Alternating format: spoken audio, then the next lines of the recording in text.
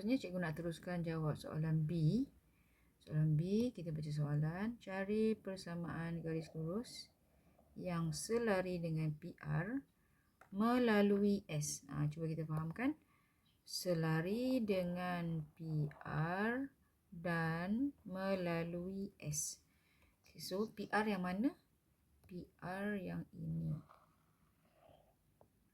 Okey.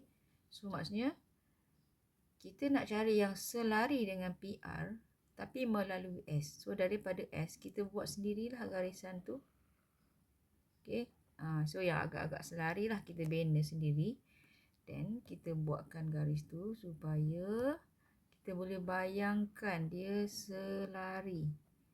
Selari, so kita buatkan tanda selari lah. Okey.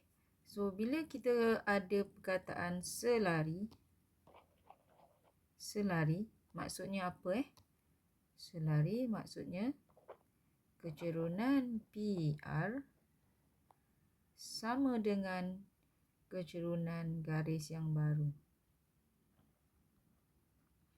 Sama dengan garis yang melalui S. Okey, kecerunan. Okey, so maksudnya bila kita tengok pada garis yang baru ni, garis yang baru ni cikgu hijaukan Cikgu hijaukan garis yang baru ni. Hijau. So, garis yang baru ni ada berapa koordinat dia? Kita cuma tahu tadi kita dah cari koordinat S. S ialah 12, negatif 8. So, yang dekat sini kita tahu tak koordinat? Tak tahu koordinat.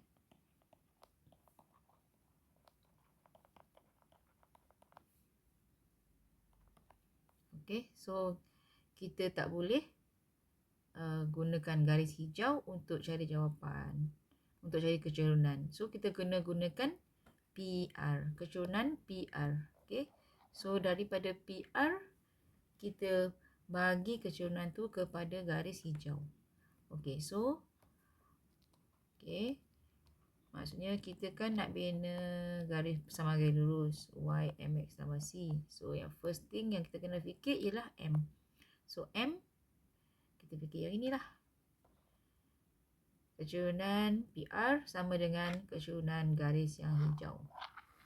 Okey, so kita gunakan koordinat P untuk cari kecerunan. Okey, so kat sini tadi P dalam soalan P ialah 0,5. R berapa? Cuba baca balik. Cuba ingat balik tadi sini 12. So, sini 12. Jadi, R ialah 12 kosong. Okey, R ialah 12 kosong. Okey, terpulang pada awak lah nak guna formula kecerunan yang mana. Okey, cikgu nak guna formula kecerunan pintasan boleh ke? Okey, jadi kat sini pintasan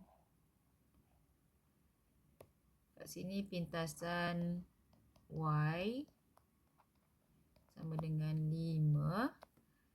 Ini pintasan X sama dengan 12. Okey, so cikgu tak nak guna yang inilah. Okey, cikgu gunakan formula pintasan negatif 5/12. So, terus dapat jawapan. Okey, so dah dapat M. Kita tuliskan nilai M dalam persamaan. Okey, and then kita nak guna titik S sebab dia melalui titik S. Dia melalui titik S. So, mesti guna S lah. S ialah 12 negatif 8.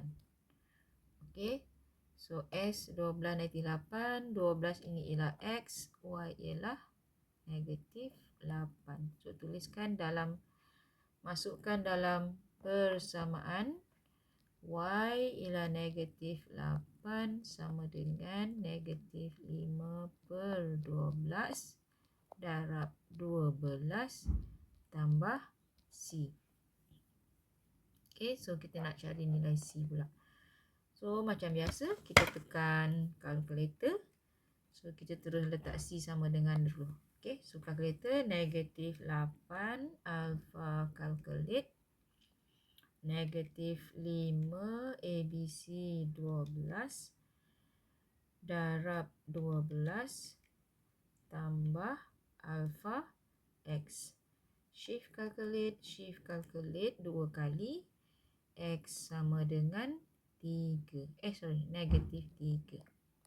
Okey, so kita dah dapat jawapan.